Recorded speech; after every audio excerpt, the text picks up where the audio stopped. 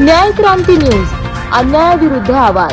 पावसाच्या हलक्या सरी, वातावरणात पसरलेला गारवा आणि त्यातच लहान मुलांचा किलबिलाट, या ज्येष्ठांच्या डोळ्यातील कौतुक अशा अत्यंत कौटुंबिक आणि भावुक वातावरणात वाकड येथील शोनेस्ट टॉवर सोसायटीमध्ये नव्याने विकसित केलेल्या आधुनिक रंगीबिरंगी बाल क्रीडा मैदानाचे उद्घाटन संपन्न झाले. 5 जुलै रोजी पार पडलेल्या या सोहळ्याने सोसायटीतील प्रत्येक सदस्यांच्या मनात आपुलकीची एक नवी वीण विणली. पावसावर मात, उत्साहाचा महापूर. गेल्या काही दिवसांपासून सुरू असलेल्या संततधार पावसामुळे हवामानात गारठा होता, परंतु सोसायटीतील लहान मुले, महिला आणि ज्येष्ठ नागरिकांच्या उत्साहापुढे पावसानेही जणू काही काळ विश्रांती घेतली. आपल्या लाडक्या मुलांसाठी आणि नातवांसाठी एक हक्काची, सुरक्षित आणि हसती खेळती जागा तयार होत असल्याचा आनंद प्रत्येकाच्या चेहऱ्यावर स्पष्ट दिसत होता.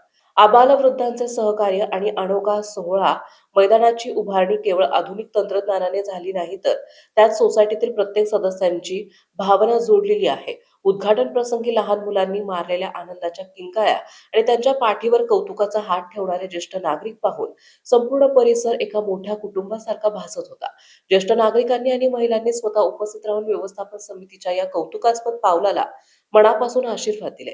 मान्यवरांची उपस्थिती आणि कौतुकाची थाप या संस्मरणीय सोहळ्याला सोसायटीचे अध्यक्ष श्री निलेश खोब्रागडे, सचिव योगेश करंजे, जगदीश जगताप आणि व्यवस्थापन समितीचे सर्व मान्यवर सदस्य उपस्थित होते.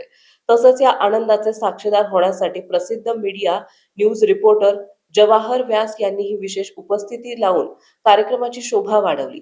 मुलांच्या सुरक्षेला सर्वोच्च प्राधान्य देऊन उभारलेल्या या रबर मॅट मैदानाच्या संकल्पनेचे सर्व पालकांनी मनापासून कौतुक केले आणि समितीचे आभार मानले. चिमुकल्या पावलांना गवसलेले हे नवे हक्काचे मैदान आगामी काळात अनेक लहान मुलांच्या बालपणाच्या सुंदर आठवणींचा सुवर्ण क्षण ठरणार यात शंका नाही. जवाहर व्यास, प्रतिनिधी, न्याय क्रांती न्यूज, पिंपरी चिंचवड, वाकड. आपल्या परिसरातील बातम्या पाहण्यासाठी चॅनलला सबस्क्राईब करा, व्हिडिओला लाईक करा आणि बेल आयकॉन दाबायला विसरू नका.